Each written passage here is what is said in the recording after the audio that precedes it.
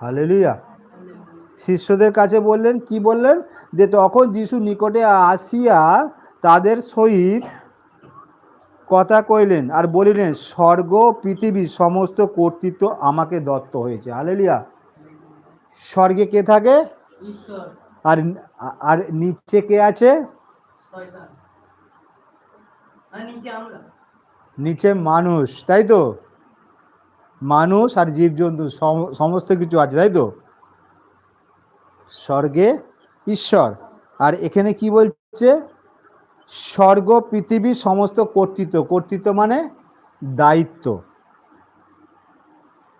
তাই তো?